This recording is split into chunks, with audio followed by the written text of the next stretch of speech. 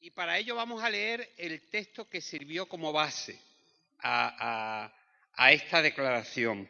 Se encuentra en el libro de Romanos, capítulo 11, versículos 33 al 36. Romanos 11, 33 al 36. Y dice lo siguiente: oh, la profundidad de la riqueza y de la sabiduría y del conocimiento de Dios. Cuán incomprensibles son sus juicios e inescrutables sus caminos. Porque ¿quién entendió la mente del Señor? ¿O quién llegó a ser su consejero? ¿O quién le ha dado a él primero para que sea recompensado por él? Porque de él, y por medio de él, y para él, son todas las cosas. A él sea la gloria por los siglos. Amén. Este pasaje que hemos leído se conoce como la dosología de Romanos.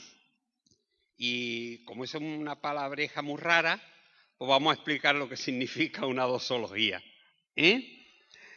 La dosología es una declaración más o menos extensa en la cual se reconoce a Dios y sus atributos. Se reconoce lo que es Dios y el poder que Dios tiene. Y termina con una acción de gracias o dándole gloria. Eso es lo que se conoce como una dosología. El diccionario etimológico dice que dosología viene del griego doxa, que es alabanza o gloria, y logos, hablar. Es decir, la acción de declarar honores y alabanza a Dios en la manera correcta. Eso es una dosología. El pasaje que hemos leído nos habla acerca de Dios y de sus atributos, declarando finalmente que el Señor es el único que merece la gloria, la honra, el reconocimiento, porque Dios no le debe nada a nadie. A mí me encanta de este pasaje que hemos leído de Romanos esa pregunta de ¿quién le dio a él primero para que le sea recompensado? Es decir, ¿le hemos dado nosotros algo a Dios que Él nos tenga que pagar, que Él nos tenga que devolver? ¿Le hemos hecho nosotros algo a Dios por lo cual Él esté en deuda con nosotros? A eso es a lo que el pasaje de Romanos nos lleva, diciendo, es que Dios es Dios. Y Él se merece la gloria por ser quien es Él. No porque nos deba nada a nosotros, sino sencillamente porque, hermanos, Él ha hecho tantas cosas para nosotros. Hoy estaba contando a Abel su experiencia que ha sido para nosotros pues un milagro. Pero, hermano, cada uno de nosotros tenemos experiencias que hemos vivido en el que Dios ha sido el que siempre nos ha dado, el que siempre ha hecho, el que siempre ha estado ahí. Cuando nosotros pensábamos que no se veía nada, Dios estaba todavía ahí. Detrás de las nubes siempre estaba el sol. Entonces tenemos que aprender que el único que merece la gloria y la honra es el Señor. Pero vamos a hacer como hemos hecho con el resto de las 4 solas que hemos estudiado y vamos a ver cuándo se empieza a emplear esta expresión de solo a Dios la gloria. Ya vimos al analizar la parte de la sola gracia que desde los principios de la Reforma se fue muy consciente de que nadie se podía salvar por obras de nadie. Hicieras lo que te hicieras, tú no podías salvarte por ti mismo, ni te podía salvar nadie que no fuera Dios. Porque la gracia era lo que a ti te hacía que se te diese algo que tú no merecías. Y también vimos cómo al estudiar el solo Cristo que, si os recordáis, esto fue lo último que estuvimos viendo, parte después de lo que fue el Concilio de Trento, en el que se pusieron muchos intermediarios entre Dios y los hombres. Y entonces la declaración evangélica dijo, no, solo Cristo es el intermediario entre Dios y los hombres. Él es el sumo sacerdote, Él es el que Dios ha puesto en propiciación por nosotros. Y después de eso, hermanos, el Concilio de Trento fue un concilio muy complicado. Fue un concilio que duró mucho tiempo y además fue el último concilio, fijaos, del siglo XVI hasta el siglo XIX. Es decir, fue un concilio que tuvo una influencia tremenda sobre toda Europa y sobre la manera de entender las doctrinas, porque ya el siguiente concilio fue el Vaticano I, que fue en el año 1869. Pero fijaos, es decir, ese concilio que duró prácticamente 3 siglos, yo creo que fue el concilio que ha durado más, el más largo y también uno de los más peligrosos.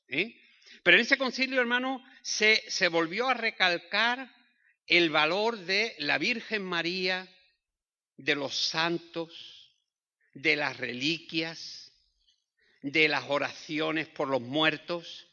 Se volvió a recalcar todo eso como parte de lo que era la posibilidad de salvarse por otros medios que no fuera el Señor.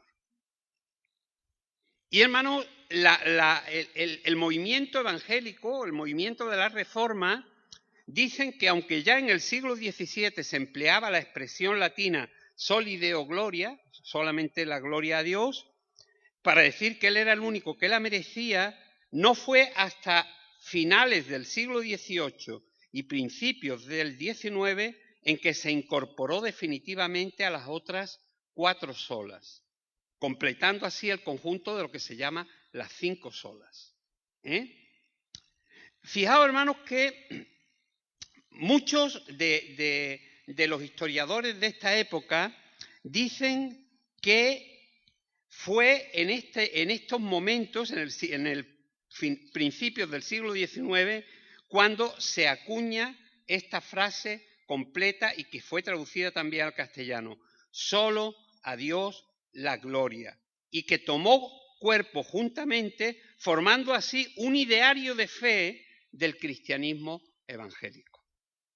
El ideario de fe se compuso en ese tiempo de 5 frases muy cortas: defendemos, creemos, proponemos la sola Escritura, la sola gracia, la sola fe, que la salvación está solamente en Cristo y que Dios es el único que merece toda la gloria.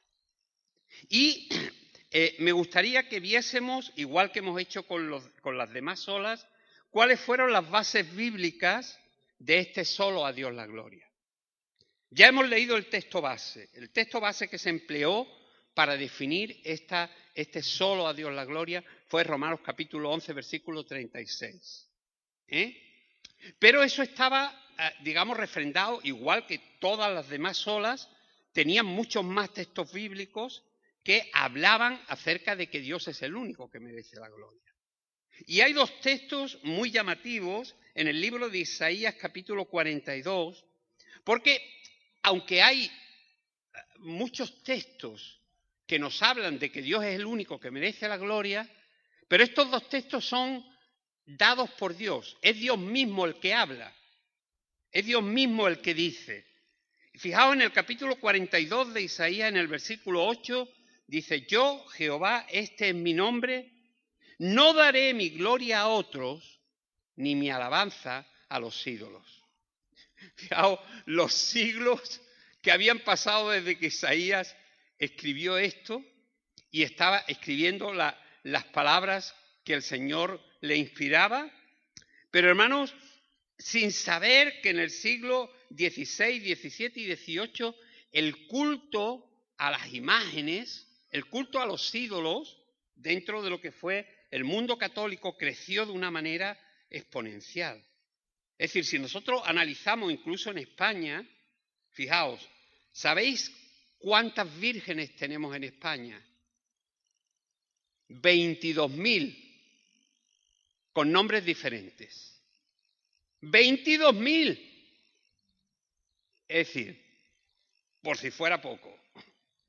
Pero santos tenemos, pues yo qué sé, otro puñado igual de grande. Y reliquias, bueno, en Valencia hay hasta una pluma del ángel San Gabriel. ¿No? Como dicen algunos, es que el ángel tenía pluma. ¿No?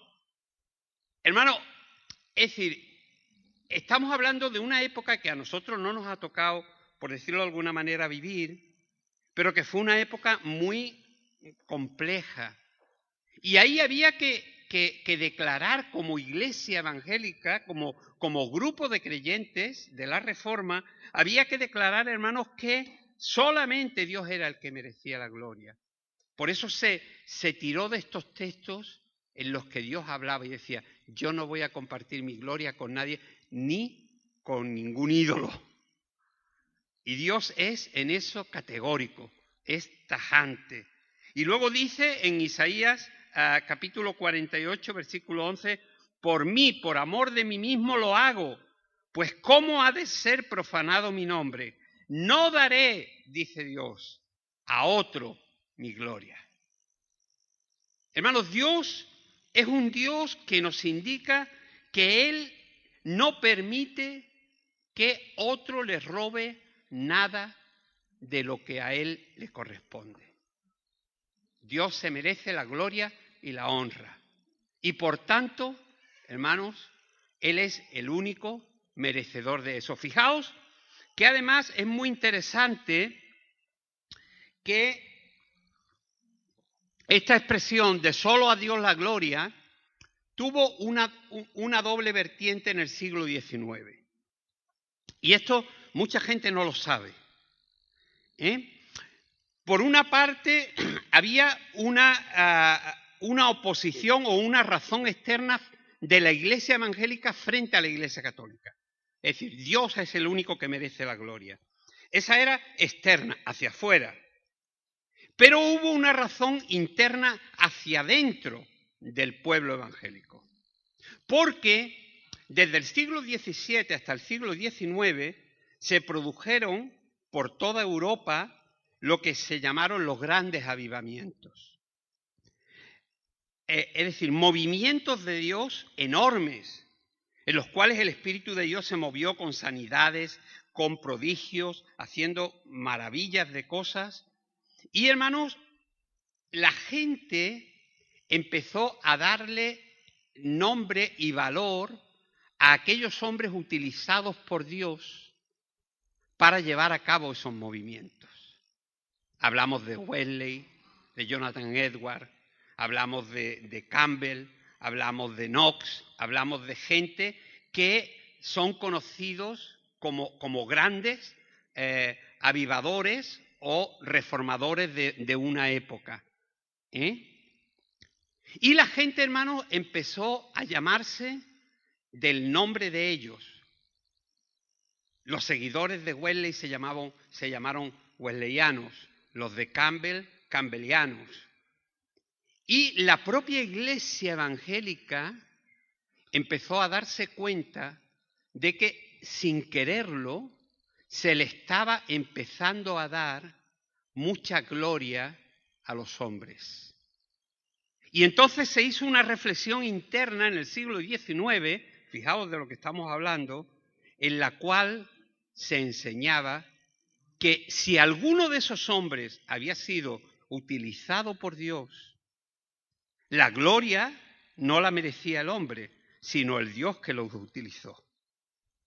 Porque si ellos pudieron hacer algo, no fue por sus propios medios, sino porque Dios los ungió, los dirigió, los ayudó y así se movió el Evangelio. Por tanto, si era Dios quien en última instancia había movido a esos hombres, ¿qué gloria merecían esos hombres?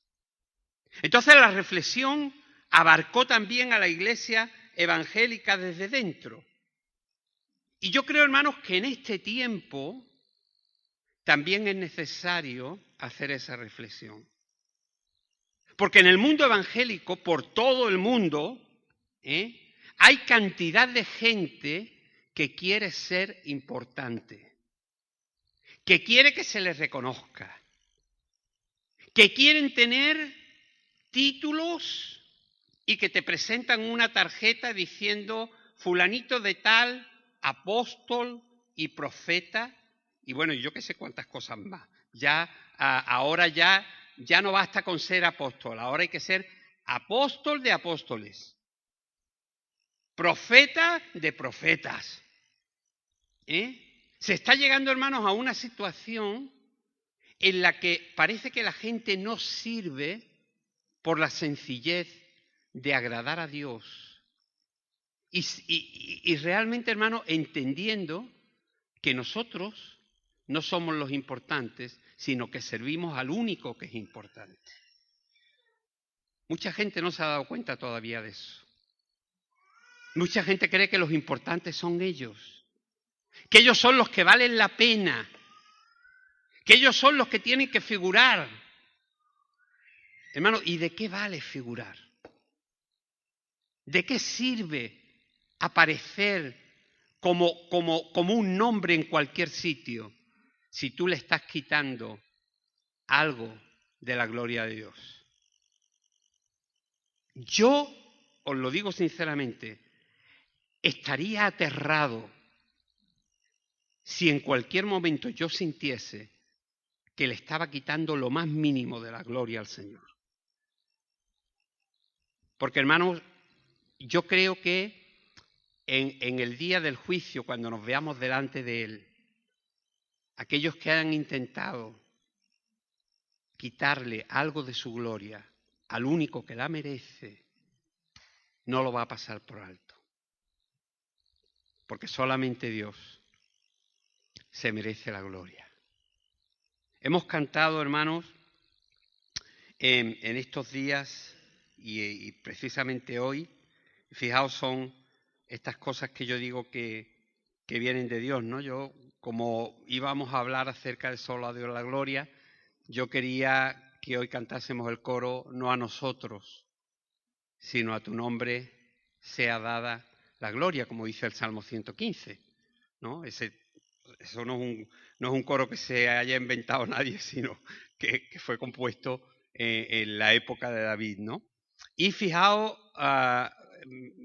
estábamos arriba en la reunión de Café con Jesús y salí para decirle a Elías, me gustaría que hoy cantásemos esta canción. Ya la hemos preparado, porque habíamos estado orando y ellos traían en su corazón lo que era que ese coro formase parte del día de hoy. Porque, hermanos, no es a nosotros, no somos nosotros los que merecemos gloria de ningún tipo, sino que toda la gloria le corresponde al Señor. Hay algo que me gustaría decir, y es que en la reflexión que los cristianos evangélicos hicieron en el siglo XIX, que como veis, abarcó mucho más que el simple hecho de atacar a la Iglesia Católica porque se estaban poniendo otras cosas a las que se le daba gloria, ¿no?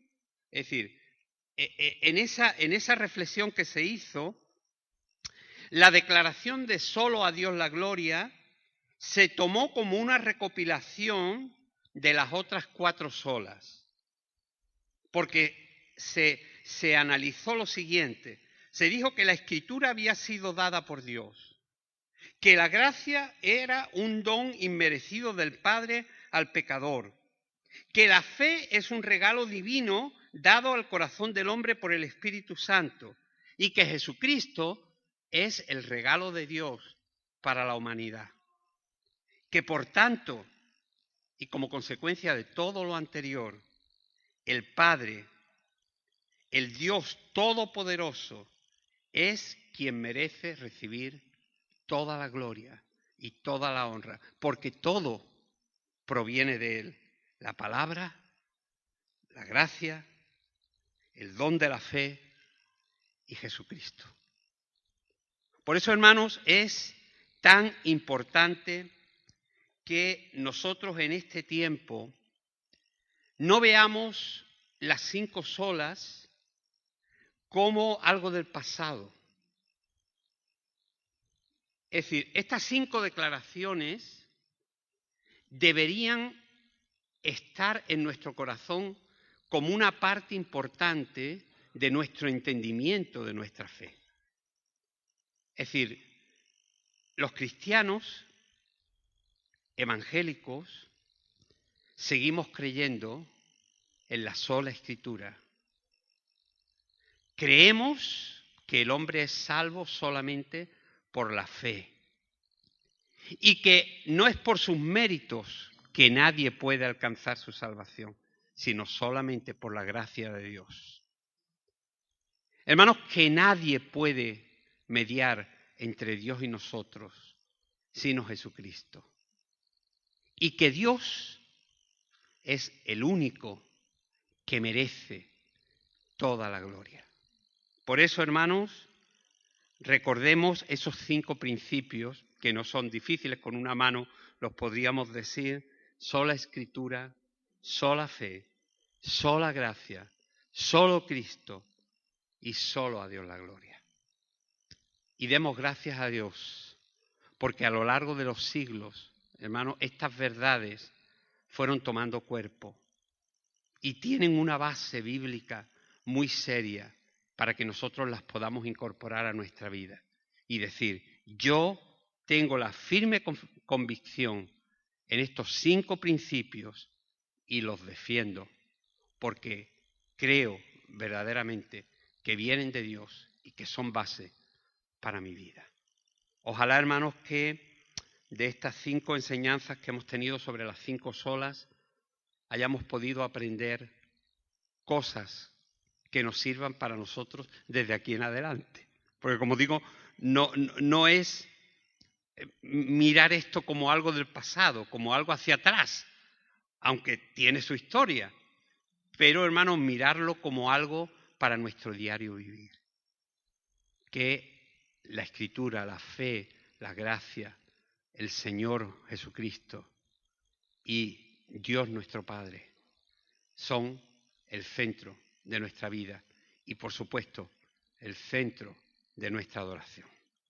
Así que vamos a dar gracias a Dios por poder entender estas cosas, por poder saber, hermanos, lo que el Señor nos va revelando de su palabra y por tener muy claro que todo lo que somos, todo lo que podamos conseguir, todo viene de Él y que por tanto Él es el único que se merece toda la gloria.